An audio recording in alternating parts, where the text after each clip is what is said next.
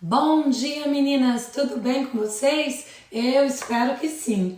Hoje a gente chega agora no capítulo 7 de João. Eu tô achando que tá passando muito rápido, meninas. Tá, estamos já caminhando já para quase o meio de João. Mas bora logo para esse capítulo, porque, meninas, eu vou confessar, o último vídeo eu extrapolei, perdi a noção do tempo e ainda ficou muita coisa que eu queria ter falado e não falei. Então, se eu tivesse falado tudo que eu queria, teria dado 1 hora de vídeo.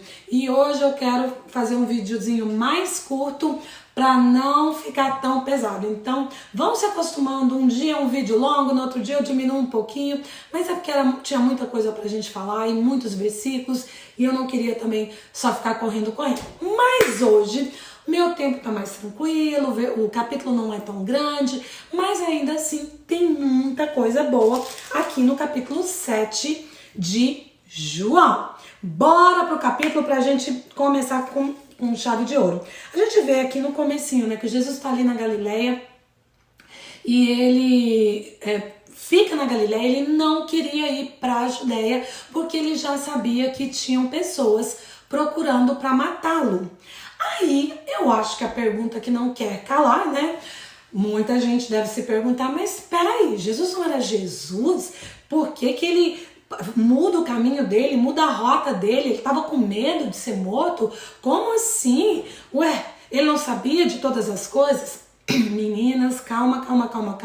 Ele sabia de todas as coisas. Ele sabia que a hora dele ainda não era chegada a hora da morte dele. E aí eu quero lembrar vocês lá do capítulo 4 de Mateus, né, que quando Jesus é tentado, né, que o diabo confronta Jesus ali com promessas, faz isso que eu te darei aquilo, e Jesus rebate Satanás com a palavra de Deus. E uma das coisas que ele diz é: não tentarás o Senhor teu Deus. Então ele sabia que não era a hora dele. Então para que ele vai correr um risco desnecessário?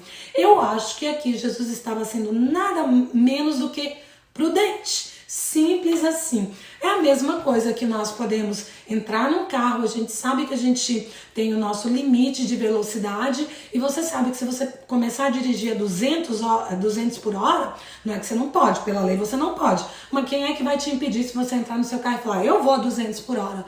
Mas o que pode acontecer? Você pode perder o controle do seu carro e acabar até morrendo, né? Ou se ferindo. Então é mais ou menos assim. Jesus, ele é prudente, ele sabia que não era a hora dele, não é a hora de eu enfrentar esse povo que está querendo me matar, não é a hora.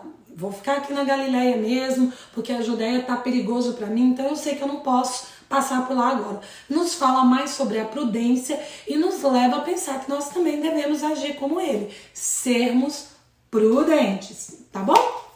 Mas continuando aqui em João, a gente vê uma coisa muito interessante. Que aí chegam os irmãos de Jesus. E esses irmãos, nós estamos falando irmãos de sangue, não é irmãos de fé, não. É irmãos mesmo, filhos de Maria e José. A gente sabe que aqui na Bíblia tem várias passagens que nos dizem que Jesus tinha irmãos e que Maria só permaneceu virgem até o momento do nascimento de Jesus. Então, é uma polêmicazinha, mas a gente não vai entrar nessa questão, até porque o foco aqui são os irmãos de Jesus. Aí a gente vê os irmãos de Jesus chegando para ele e falando, ué, por que você não sobe, né, para Jerusalém? Porque em Jerusalém estava para acontecer a festa dos tabernáculos, que é uma das 3 festas mais importantes até nos dias de hoje para o povo judeu.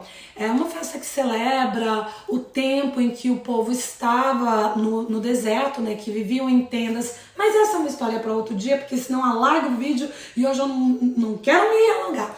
Mas estava para acontecer essa festa. E aí os irmãos de Jesus chegam para ele e falam, por que você não sobe logo lá para Jerusalém? Quando a gente vê, toda vez que a gente vê na Bíblia subir, você tem que subir, é ir para Jerusalém. Porque sempre quando se vai, Jerusalém é uma altura, eu não me lembro agora, eu deveria até ter pesquisado, Eu sei, eu sabia, mas eu esqueci. É muito alto em comparação ao nível do mar. Então, sempre que se vai para Jerusalém, nunca se desce, sempre se sobe. Não interessa onde é que você está. Qualquer ponto de Israel, quando vai-se para Jerusalém, sobe-se. O que nos leva a pensar também que quando nós formos para Nova Jerusalém, que é a glória, nós subiremos. Então, olha como as coisas na Bíblia são bem alinhadas, como eu sempre digo. Mas aí, os irmãos de Jesus falam, ó, por que você não sobe para lá? Já que você está fazendo coisas aí, está operando sinais, né? Sobe para lá, porque aqui você vai ficar mostrando só para esse pouquinho de gente? Não, a coisa quer aparecer, quem quer mostrar, né? Se você quer mostrar para o que veio, você tem que ir para onde está a multidão. Trazendo aqui para os dias de hoje, vamos comparar com hoje. Seria mais ou menos assim, ó, fica nesse grupinho de WhatsApp, não, com poucas mulheres, não. Tô me usando aqui, tá, gente? Tá, meninas? Bota aí no YouTube, vai pro TikTok, sei lá, vai pro Instagram, vai para esses canais aí que vão te dar visibilidade. Você não quer mostrar? Você não sabe o que você está fazendo? Então vai, mas o foco de Jesus nunca foi aparecer. Ele não queria holofote, ele fazia porque era necessário para expandir o reino, para que as pessoas entendessem o propósito pelo qual ele veio. Era necessário que ele operasse milagres, né? Porque a multidão só cria quando via e era impactada por esses milagres. Mas o foco dele não era aparecer, não era crescer. E aí, a gente vê, eu vou pegar meus óculos aqui para ler aqui no capítulo, no versículo 4 diz, porque ninguém há que procure ser conhecido em público e contudo realize seus feitos em oculto, né, que foi o que nós acabamos de falar. Se fazes essas coisas, manifesta-te ao mundo. O que diz? O que os irmãos dele, isso aqui são os próprios irmãos de Jesus. O que eles estão falando? Se você faz mesmo isso aí que você está falando, vai, manifesta onde as pessoas possam ver, onde as multidões muito, né, maiores do que esse pouquinho, 15, 20 mil pessoas aqui, possam ver. Vai, você não pode, você não é o bom, você não consegue. Porque quando eles colocam esse se, tá dando uma condição. Se você faz, então manifesta. Isso nos indica o que, meninas? Nós já falamos sobre isso, não creio que talvez em João, mas nos outros evangelhos sim, que os próprios irmãos de Jesus não criam nele. Eles não criam, eles não viam Jesus como Messias, como Salvador.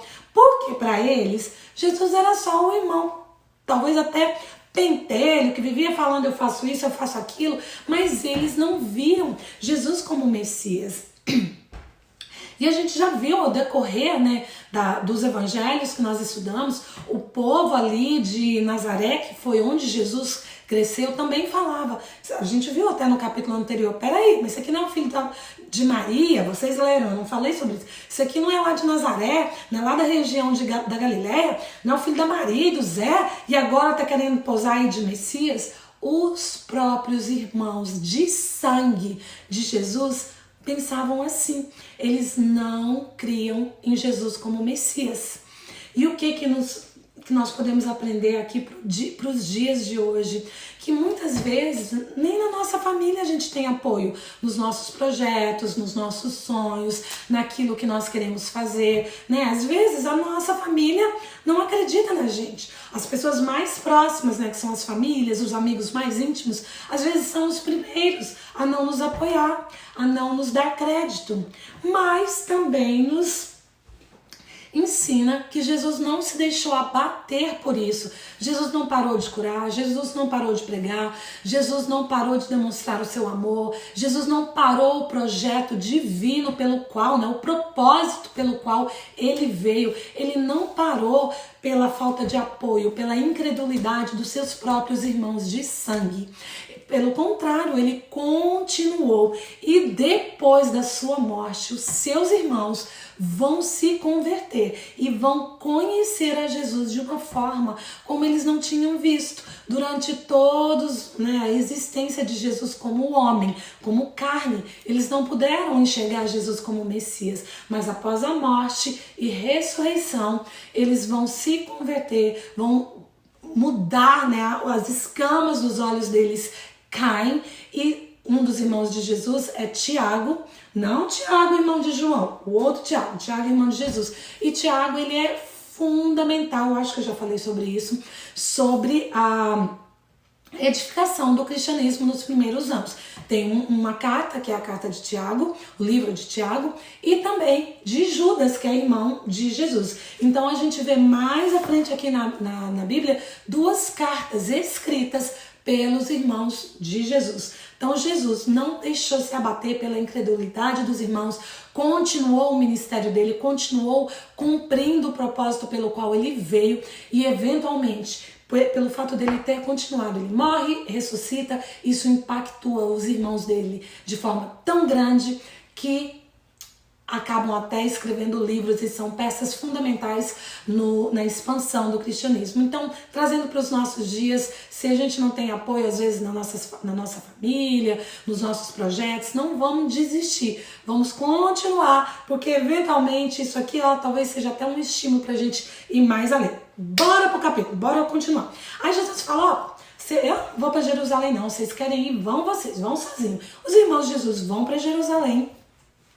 E Jesus vai para Jerusalém, mas ele vai sozinho, de forma oculta, porque ele não queria chamar a atenção, ele queria ficar ali, a paisana, né, quietinho, tranquilinho.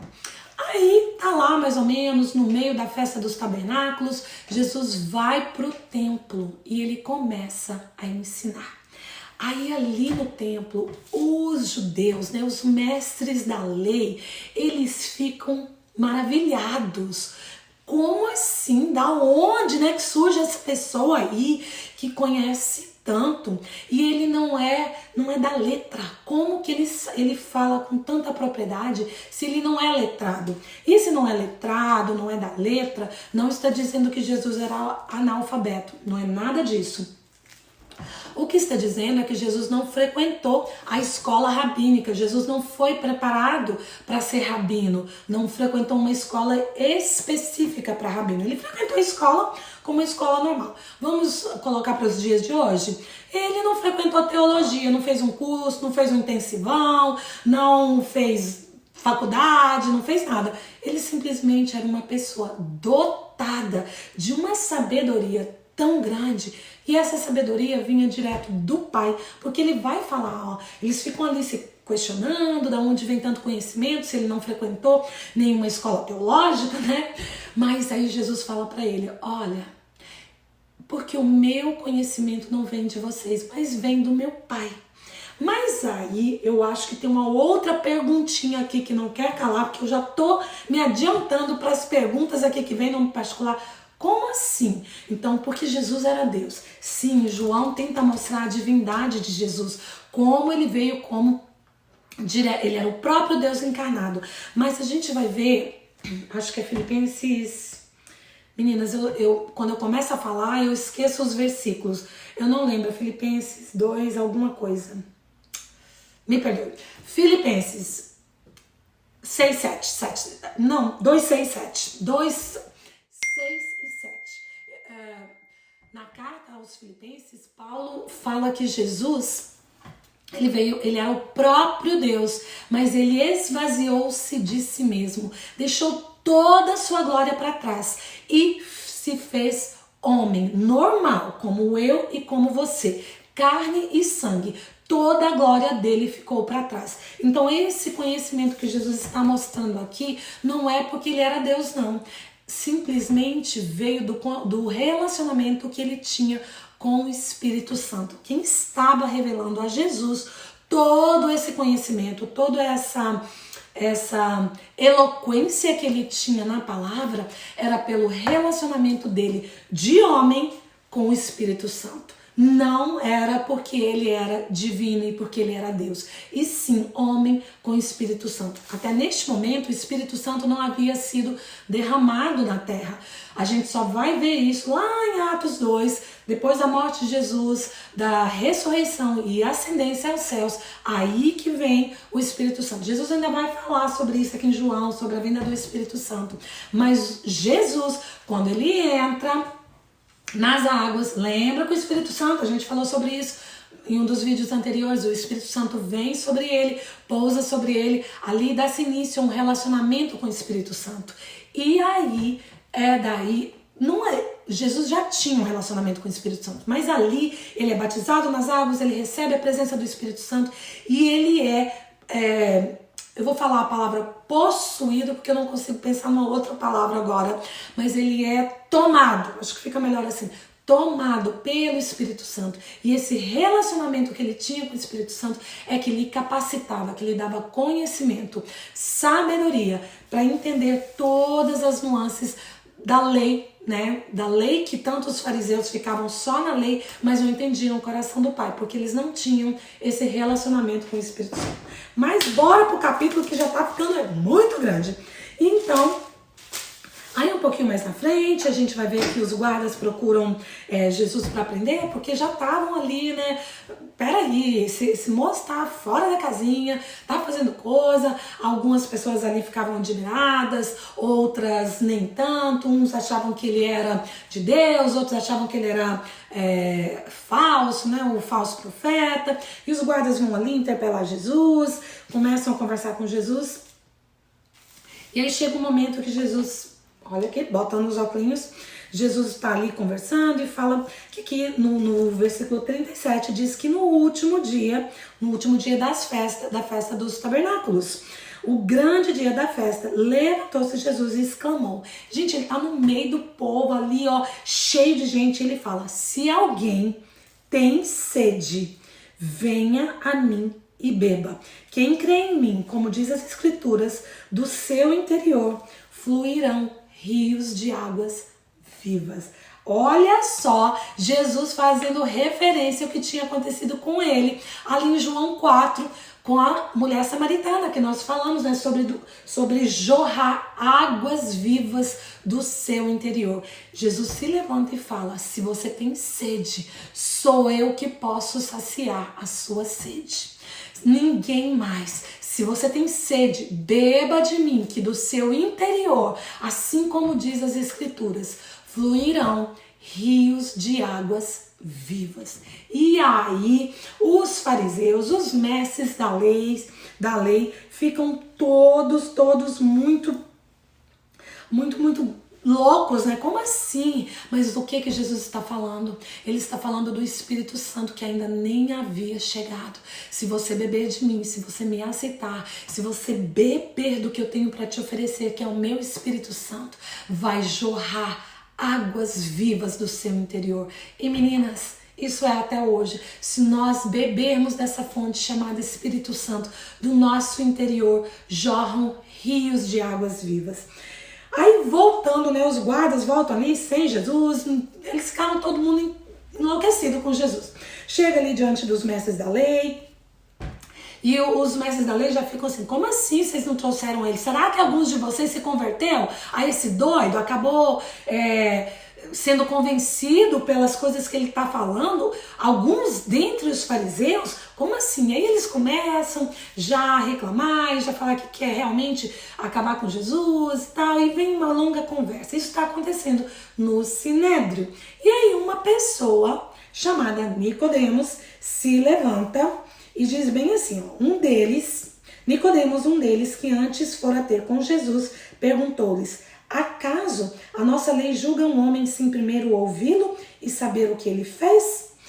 Nicodemos é aquele mesmo Nicodemos que lá no capítulo... Onde é que foi o capítulo do Nicodemos? No capítulo 3. Vai ter com Jesus à noite, para que ninguém fosse visto, para que quem o ouvisse. Nicodemos se levanta agora no meio dos fariseus e defende Jesus. Peraí, nós não procedemos assim, por mais que nós estamos de acordo com a lei, mas a nossa lei não é assim que a gente faz, não. Primeiro a gente tem que ouvi-lo, a gente tem que saber o que ele faz, porque eles já estavam querendo condenar Jesus aqui sem nem ouvir, né? Tipo muito que a gente tá vendo aí hoje no Brasil, né? Nem quer saber se é inocente, se tá certo ou não, já condena, bane na rede social, faz isso, faz aquilo, né? Tô aqui falando em parábolas. Mas aí Nicodemos não tem vergonha de se levantar no meio dos seus patrícios no meio do seu povo, dos conhecedores da lei. E ele defende Jesus. Então, meninas, olha tanta coisa boa que teve nesse capítulo hoje. Jesus ali falando, né, com seus irmãos, olha, eu não quero atenção, eu não quero holofote, e que isso possa ser para as nossas vidas, que nós possamos querer simplesmente manifestar a glória dele. Lembra lá de João Batista, que cresça ele e eu diminua? É exatamente isso que Jesus está nos ensinando aqui. Mas também que nós tenhamos acesso, né? Buscamos esse acesso ao Espírito Santo, porque do nosso interior fluirá rios de águas vivas. E que nós não tenhamos vergonha de defender Jesus, porque muitas vezes a gente fica calada. A gente fica calada para não falar de Jesus, não expressar o amor dele, para não parecermos outdated, como é que eu falo isso? Atrasada, e brega, e feia, e coisa mais fora do momento. Não, Nicodemos, aquele mesmo que foi encontrar com Jesus à noite, agora, deixa, através da luz de Jesus que tocou nele, né? Deixa que a luz de Jesus, e a luz do dia, defende Jesus. Então que nós possamos defender a nossa fé, crermos nele e defendermos. Não importa se eu vou passar por brega, se eu vou passar por... Ih, não, tá fora da casinha, não interessa. Mas eu vou defender aquilo que eu acredito, que é o meu Jesus. Então, meninas, por hoje era isso. Eu nem acho que o vídeo ficou grande, que eu não consigo. Tá tudo certo, ver o vídeo em etapas, né? Para um pouquinho, descansa e volta para cá, se for o caso. Mas hoje era isso. A gente volta amanhã no capítulo 8. Hoje não teve um eu sou de Jesus, mas amanhã a gente tem mais um dos eu sou. O que será que Jesus vai falar que ele é no capítulo 8? Não sei. Aliás, eu sei, mas eu não sei se você sabe, então queira saber, porque o eu sou de amanhã é lindo. Então, que Deus abençoe o seu dia, que você cresça, se fortaleça na sua fé, não tenha vergonha de expressar e demonstrar a sua fé em público. Amém? Deus abençoe e a gente se vê amanhã aqui em João 8.